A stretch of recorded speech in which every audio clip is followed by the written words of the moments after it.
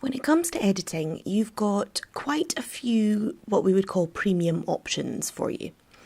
There's Final Cut Pro for Apple Mac, there is Adobe Premiere Pro, but what I would suggest is that if you are going to be using a mobile phone as your kind of primary method of, especially for your first few videos recording, then you want to avoid tools like Premiere Pro because they tend to, if you put a mobile recorded video through Premiere Pro, then it can unsync the audio and it can be a real pain to try and sync it up again because it doesn't unsync kind of universally across the whole thing. It just kind of unsyncs parts of it and it's really, really terrible to use for mobile video.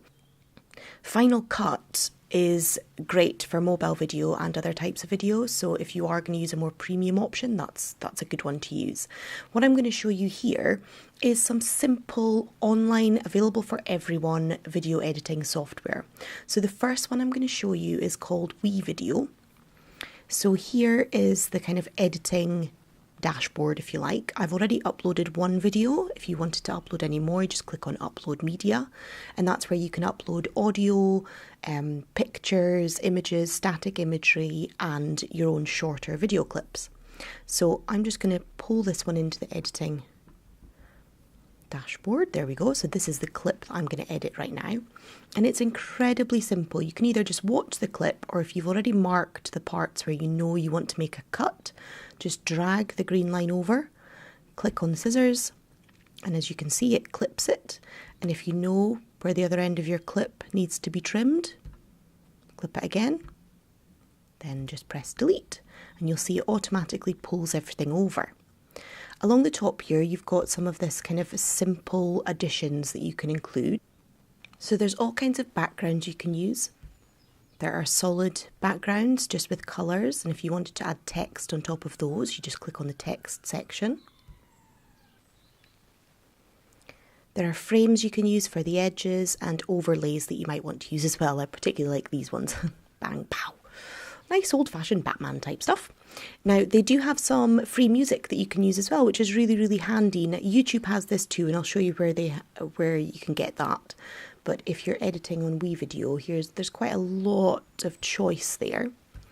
And then also, importantly, the one you're going to use most is the transitions. So if you've made a cut in your video, then you want to have a little kind of crossfade happening, just to make it nice and clean. Now there's loads and loads of other options you can use, some of them are a bit fancier than others. To be honest, I would stick with either crossfade or cross blur. Those are the nice simple ones. And just like I indicated earlier, if you want to add any text, so if you've got extra explanations, or if you're doing an interview video and you want to include the question you've asked over the top of the video, then this is where you could add that here. They have some basic themes, and as you can see, they're mostly like filters, really. So they add little filters and little backgrounds and different fonts as well that kind of add to the style. Now they're obviously available for you to use if you like, but I would stick with some very simple stuff first. So really all you want to be doing to your video to start with is cut out the bits you're not happy with, add in any transitions, and maybe even some text. The only other thing I would say you might want to add is if you've got a logo still or a still image that you want to open up with, then I would upload that and add it into the beginning of the clip.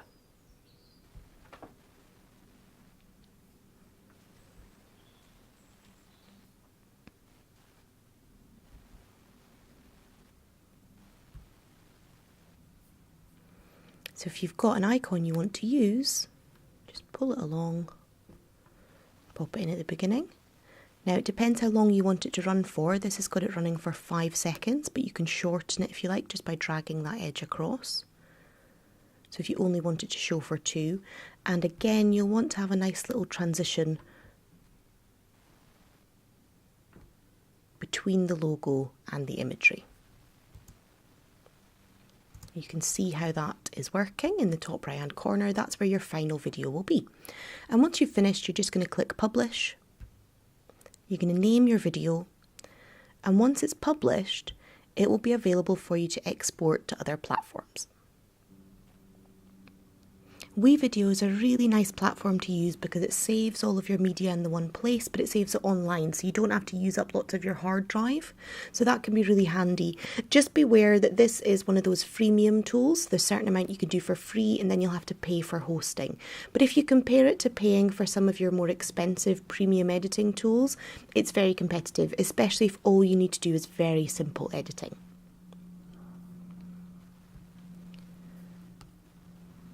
Another option you have is just on YouTube. So if you have uploaded any of your videos to YouTube, you can go in and create a video.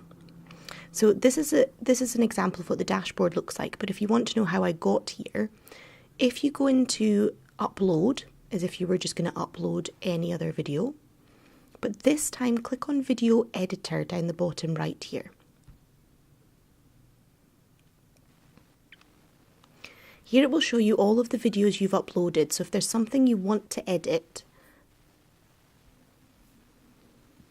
then you want to make sure that you've uploaded it. And if you don't want it to be visible, just make it private and you'll still be able to do all the editing, create a new clip, and then you can share it publicly afterwards. So here I've got a couple of clips and you can see this is very similar to WeVideo in that you can just select the part you want to clip, click on the scissors, and it's been separated. Similar thing here, you've got the crossfade and the cross blur transition. You just drag and drop it across. If you click on each clip separately, you'll also be able to do a certain amount of auto fixing. Now this is where I talked earlier about being able to stabilize videos. So if you're not using a tripod and your hand starts to shake a little bit, then you can stabilize it.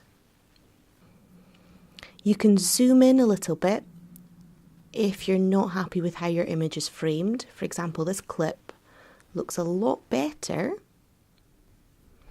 when you zoom in slightly and then you can't see the top of the sofa in the background. This is a really old video, as you can see from my very long hair.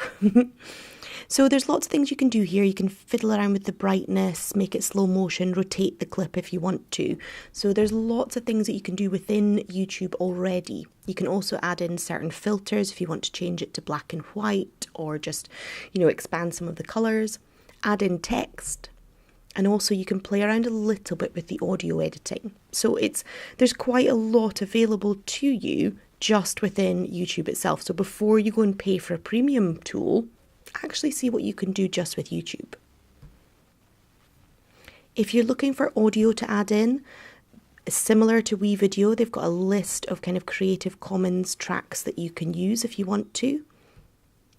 You can add in photos and stills, add text overlays, and look at some of the other videos that are available under Creative Commons license for you to include in your clip. So this is a really, really handy addition. So there's lots that you can do just with using the editor within YouTube. So don't go ahead and pay for any expensive editing software when you can use these kind of tools for free. Now, just lastly, something that I mentioned in the hosting section is a tool called Wistia, Wistia. Now, one of the reasons I use Wistia is that, yes, YouTube is great for adding annotations and things, but it's not brilliant for adding click-throughs. So something that you can add if your video is hosted on Wistia is you can have a little call to action. So something like this, where the whole screen is completely clickable and it will go through to wherever you want it to go. And also a turnstile. So this means that you can actually do a little bit of data capture while people are watching your video, and it just helps you to test whether your content is valuable enough for people to pay for it. I use pay in the loosest term, using their details. So not money, but using their details, because actually that's a big currency to lots of people nowadays. So Wistia is great for adding these little extras to your video after you've done them, but while you're getting started with editing, your tools are WeVideo and YouTube Edit.